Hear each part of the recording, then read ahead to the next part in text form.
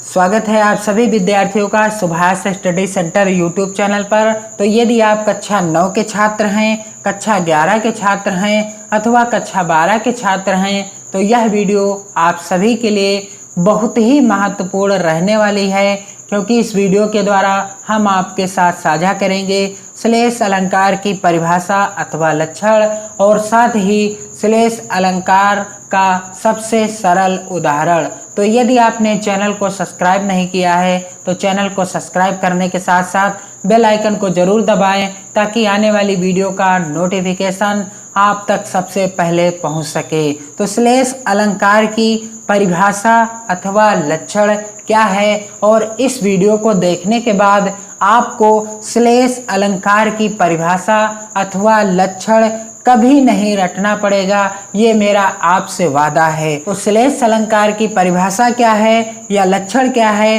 कि जब एक शब्द एक ही बार प्रयुक्त होता है, यानी एक ही बार आता है, किंतु उसके दो या दो से अधिक अर्थ होते हैं। एक शब्द एक ही बार आता है किंतु उसके अर्थ दो या दो से अधिक होते हैं, तब वहां पर क्या होता है? श्लेष अलंकार होता है। अनुप्रास अलंकार में क्या होता है? अनुप्रास अलंकार में जब एक वर्ण या अक्षर एक से अधिक बार आता है, वहां क्या होता है? अनुप्रास अलंकार होता है। यमक अलंकार में क्या होता है? यमक अलंकार में होता है कि जब एक ही शब्द दो बार आए और दोनों का अर्थ अलग अलग हो जाए, वहां पर यमक अलंकार होता है। और श्लेष अलंकार में यह है कि जब एक ही शब्द या एक शब्द एक ही बार प्रयुक्त होता है या एक ही बार आता है, किंतु उसके दो या दो से अधिक अर्थ होते हैं, तब वहां पर श्लेष अलंकार होता है। क्या होता है? श्लेष अलंकार होता है। श्लेष अलंकार का सबसे सरल और सबसे साधारण और सबसे आसान उदाहरण क्या है? चिर जीवो जोरी जुरे, क्यों न स्नेह गंभीर, को घट ये वृषभानुजा, वै हलधर के वीर। चिर जीवो जोरी जुरे, क्यों न स्नेह गंभीर, को घट ये वृषभानुजा, वै हलधर के वीर। अब यहाँ पर आप देख सकते हैं स्पष्टीकरण के रूप में कि यहाँ पर आपको मैं बता दूं कि कौन सा शब्द एक ही बार आया है किंतु उसका अर्थ एक से अधिक है, या आप कह सकते हैं कि उसके दो अर्थ हैं या दो से अधिक भी हो सकते हैं। तो दिए गए उदाहरण में आप देख सकते हैं, पहला शब्द है वृषभानुजा। पहला शब्द क्या है? वृषभानुजा। पहला शब्द है वृषभानुजा। और वृषभानुजा शब्द के दो अर्थ हैं। पहला अर्थ क्या है? पहला अर्थ है कि राजा वृषभानु की पुत्री। राजा वृषभानु की पुत्री, यानी राजा वृषभानु की पुत्री कौन थी? राजा वृषभानु की पुत्री का नाम था राधा। क्या नाम था? राजा वृषभानु की पुत्री का राधा। और दूसरा अर्थ क्या है वृषभानुजा का?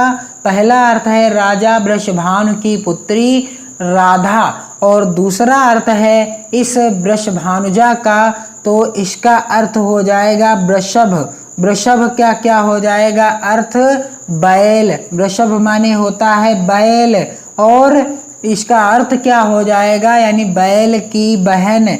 बैल की बहन क्या हो जाएगा? गाय। वृषभानुजा यानी एक अर्थ है राजा वृषभानु की पुत्री राधा, और दूसरा अर्थ क्या हो जाएगा कि वृषभ माने होता है बैल, और वृषभानुजा का अर्थ हो जाएगा बैल की बहन, यानी कौन? गाय। और दूसरा जो शब्द है इस उदाहरण में, वह भी एक ही बार आया है और उसका भी अर्थ अलग अलग है, या आप कह सकते हैं कि उसके दो या दो से अधिक अर्थ हैं। तो दूसरा शब्द क्या है? दूसरा शब्द है हलधर। दूसरा शब्द क्या है? हलधर, और हलधर का सबसे पहला अर्थ हो जाएगा बलराम। हलधर का सबसे पहला अर्थ क्या हो जाएगा? बलराम। और दूसरा अर्थ क्या हो जाएगा? दूसरा अर्थ हो जाएगा बैल। हलधर का दूसरा अर्थ हो जाएगा बैल।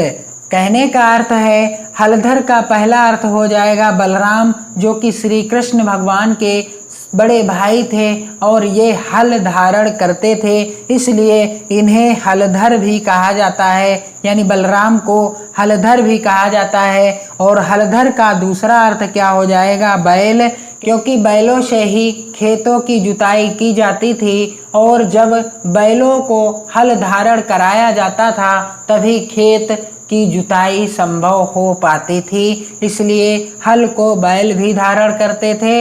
इसलिए हलधर के यहाँ पर दो अर्थ हैं, पहला है बलराम और दूसरा हो जाएगा बैल। इसी तरह से वृषभानुजा के भी दो अर्थ हैं, पहला है राजा, वृषभानु की पुत्री यानी राधा, और दूसरा है वृषभ यानी बैल की बहन, कौन? गाय। तो इस तरह से आप आसानी से समझ सकते हैं कि जहाँ एक शब्द एक ही बार प्रयुक्त होता है किंतु उसके दो या दो से अधिक अर्थ होते हैं, तब वहाँ श्लेष अलंकार होता है। क्या होता है? श्लेष अलंकार होता है। और जब एक शब्द एक से अधिक बार आए और उसके अर्थ अलग अलग हो जाएं, तब वहाँ क्या होता है? यमक अलंकार होता है। और जब एक अक्षर एक से अधिक बार आए वहाँ अनुप्रास अलंकार होता है। तो इस वीडियो में मैंने आपको अनुप्रास, यमक अलंकार का भी रिवीजन करवा दिया है, और अनुप्रास तथा यमक अलंकार का वीडियो देखने के लिए आप चैनल के प्लेलिस्ट में जाकर चेक कर सकते हैं। और इस वीडियो को आप शेयर कीजिए और अपनी नोट्स बनाना प्रारंभ कर दीजिए ताकि आप अभी से अपनी तैयारी को बेहतर ढंग से कर सके। वीडियो को अपने मित्रों में अधिक से अधिक शेयर करें, वीडियो को लाइक और कमेंट जरूर भेजें। हमें आपके प्यारे प्यारे कमेंट का इंतजार रहता है। पढ़ते रहिए, मस्त रहिए। जय हिंद।